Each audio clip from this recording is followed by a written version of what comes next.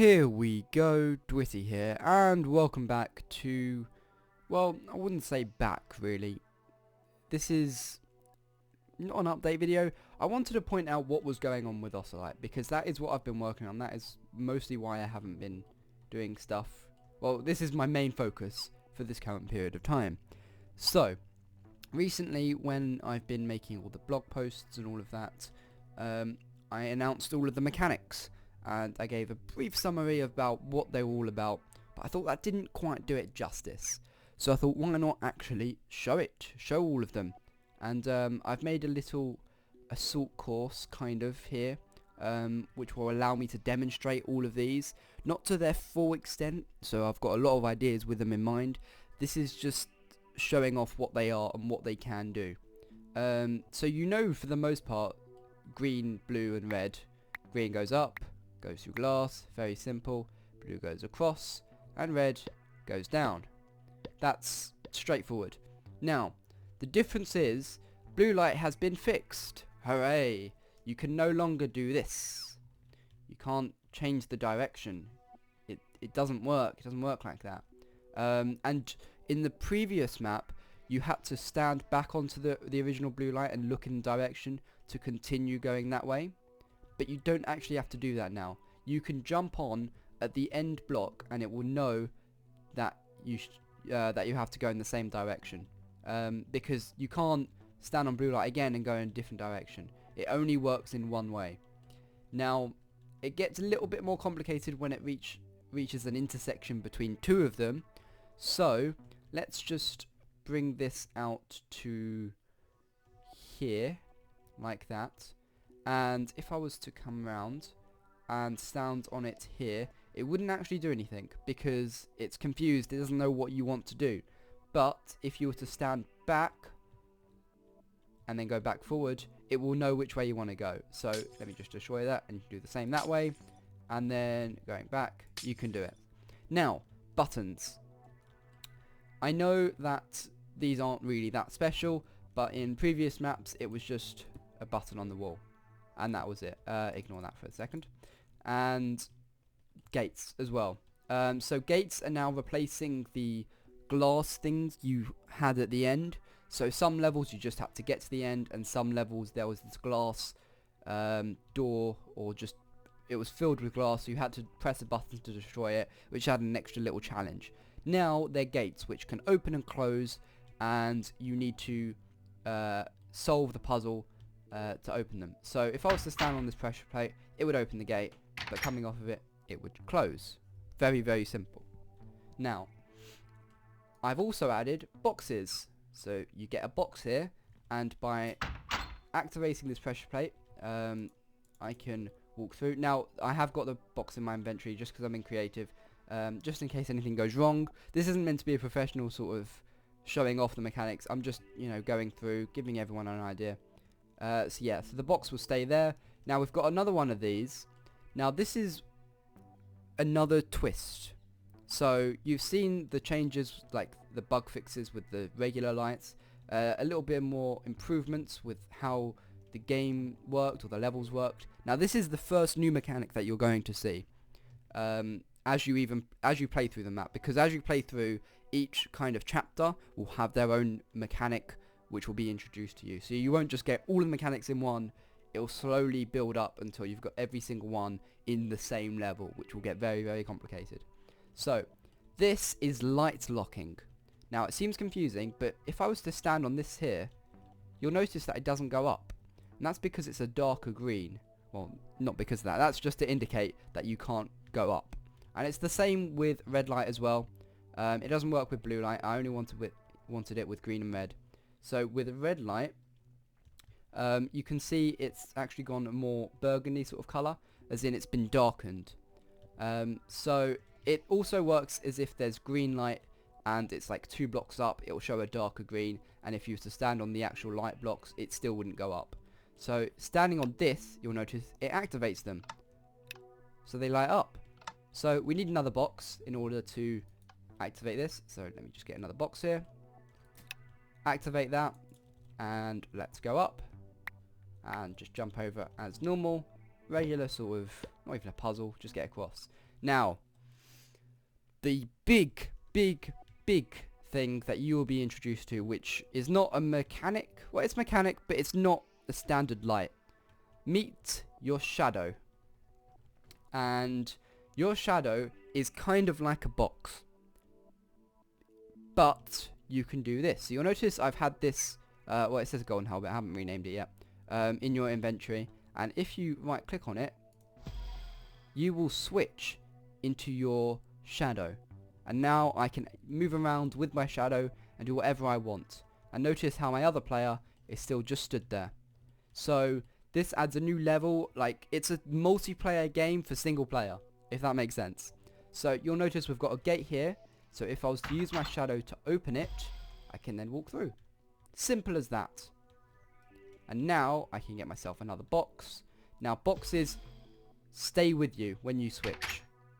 They switch with you. I know it doesn't really make sense, but I think it adds a little bit more twist to it. I might change that in the future, but I don't know. Now, another special thing about having two characters, sort of, is that you've got these, not gates, just panes, glass panes, and you'll notice in the top right of my screen and also in my inventory, it has a black symbol, it has a black circle to indicate that I'm currently my shadow. So it will show my regular player and I'm moving my shadow at the moment. So I cannot pass through white light, I can only pass through black. There we go. It's a little bit buggy, but there's the idea. So if I was to switch to my regular player, it will show me as white, as a white circle. I'm just the player, and I can't get through black, but I can get through white. There we go. Now this also works horizontally as well, or vertically, however you want to think about it. So if I was white, I cannot pass through black, like that, but I can pass through white. There we go. And then likewise, can't pass through white as my shadow, but I can pass through black. Easy. Now, got a little bit of a puzzle here. I know how to do it. I made it, so I'm just gonna do it. So I can't go up here, because if I was to go up here, I'd have no way across. Ignore how there's like no roof, but there would be a roof.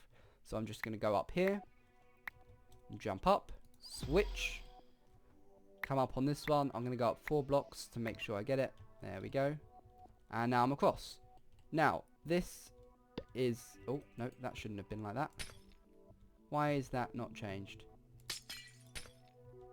That is changed. Hang on, I tested this before and I forgot to reset it. So let's imagine that was always locked. That was always locked light.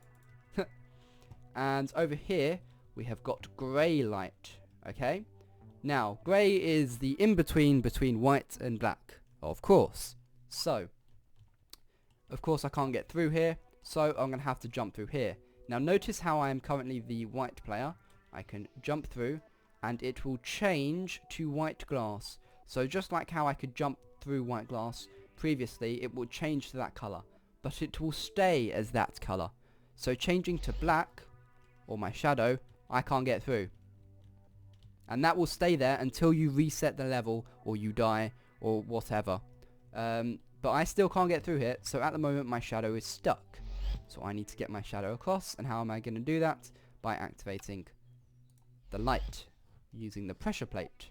So going down here, there we go, I am through. Now we've got another gate over here. This one's slightly different. I am still messing around with textures, so this will all be glorified and made a little bit more easier to tell which does what. So this is a dual opening gate. So it requires both the shadow and the player to make it in order to open.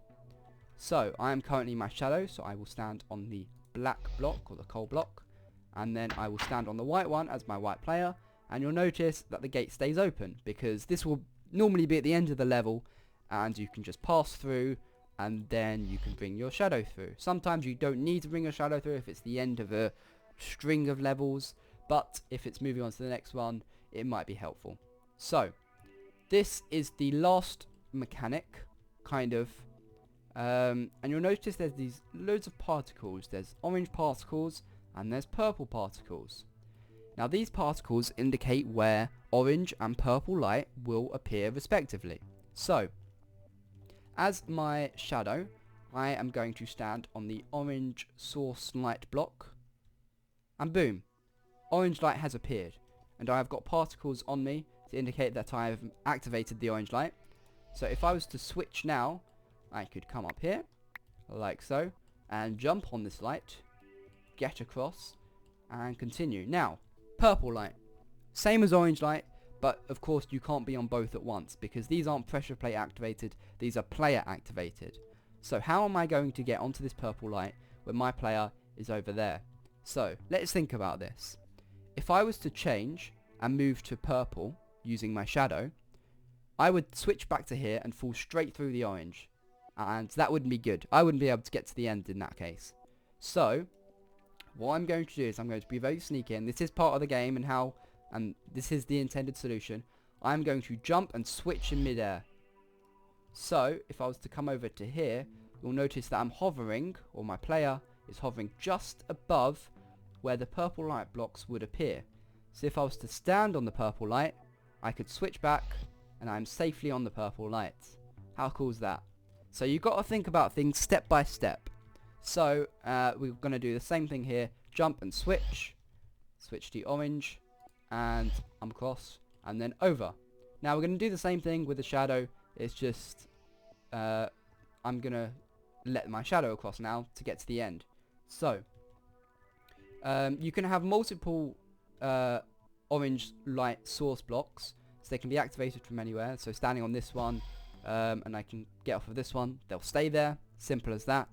I'm now going to come up from here, and I'm going to do the same thing as I did before. Jump and switch in midair, switch to purple, safely on, and do the same thing again for orange. Nice.